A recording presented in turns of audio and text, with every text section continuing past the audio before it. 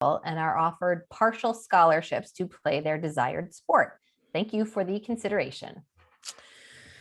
So this is a tough one because different families and different people are going to have different priorities. So my suggestion to families is really always that they prioritize the academics. I mean, I suppose if you are the next, well, definitely if you're the next Michael Jordan or Kobe Bryant or whoever it might be, I don't know that many sports athletes, but I've heard of those too.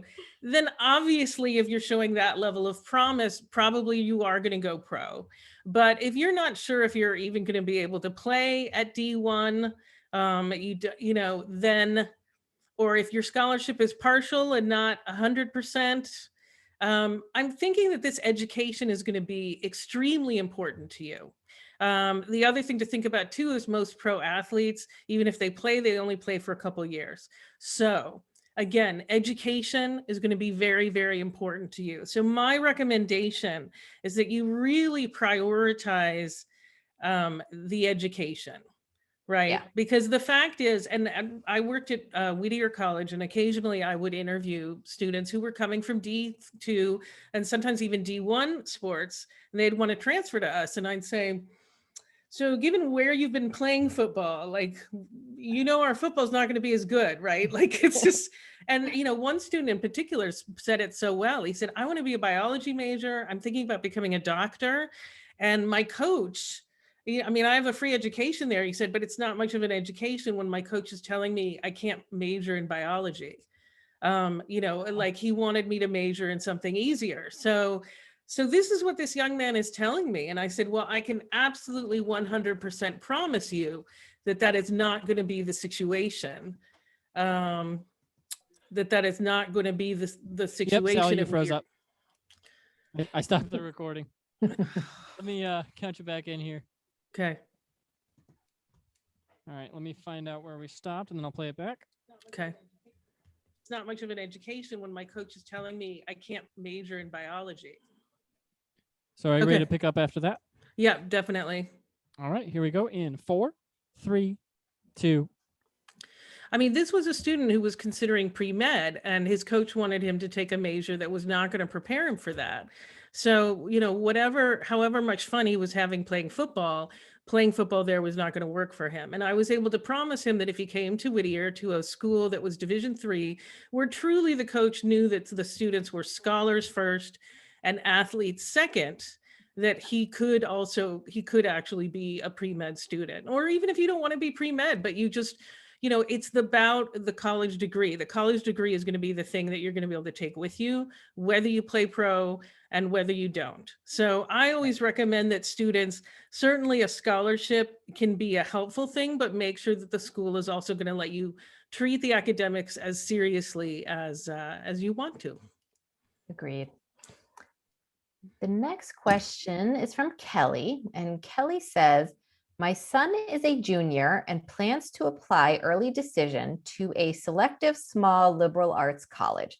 Because this school does not have any supplemental essays nor a why this college essay, can his Common App essay be geared toward this school specifically? There is so much about this school that makes it a great fit for him, but without the why this college essay, he isn't sure how to convey that to the admissions committee.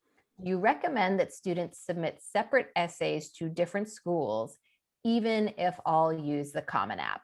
Thanks for any suggestions.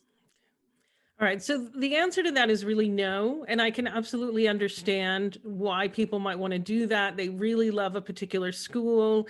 They want to make sure that school knows that. So I'm going to tell you, I'm going to give you kind of two perspectives. One is on the Common App essay, and one is on other ways to let that college know how much you love them. So, because that's not a bad thing either.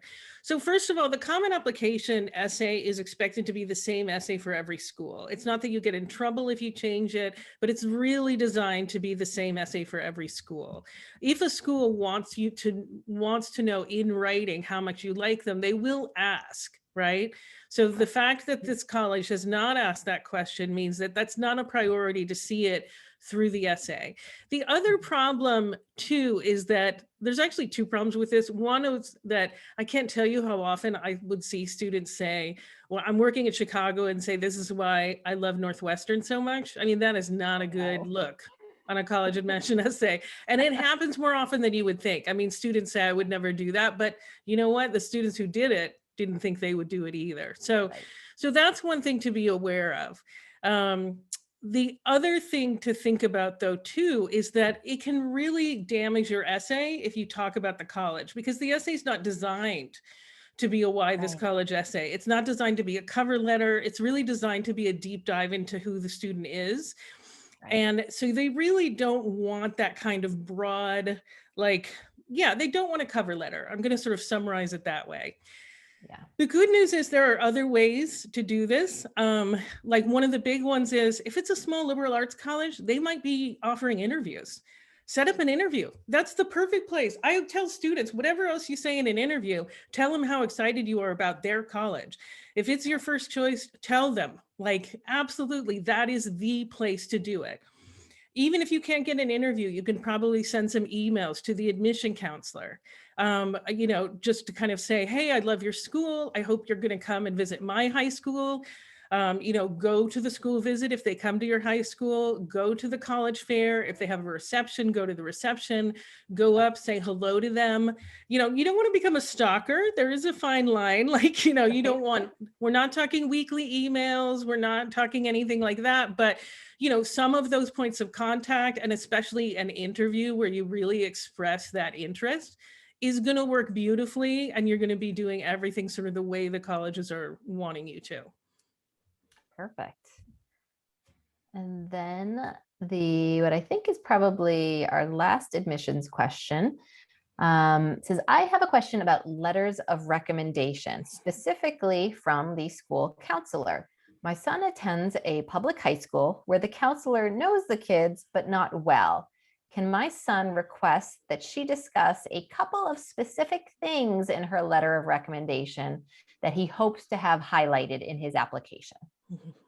So this is a tough one because I think it's really fair for students to want to provide information to counselors, but you never want to tell someone how to do their job. Right. I was a high school counselor, and occasionally I had a parent, usually it was a parent, honestly, come to me and say, I need you to put this in the letter. And that bothered me because I'm the one who knows how these things work, right? On the other hand, when parents and students came to me and said, these are the things I'm thinking about highlighting in the application, I wanted to make sure you knew about them. Here's my resume that highlights them. I was like, excellent. You're doing you're helping me out here. Making my job easier. You're making my job easier. And I can choose or not choose to include them where I think it's going to help the student. So I would really that's the way to do it. Just watch kind of how you do it is what I would say.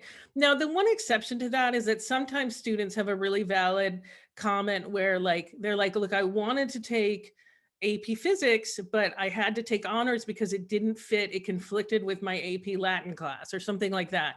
I think it's really fair in that situation to say to the counselor, do you think you could let the schools know that? I want to make sure they know that I would have taken both. That is fair, but don't tell them this is what a good essentially you don't want to tell them what a good recommendation looks like. Yes. Okay.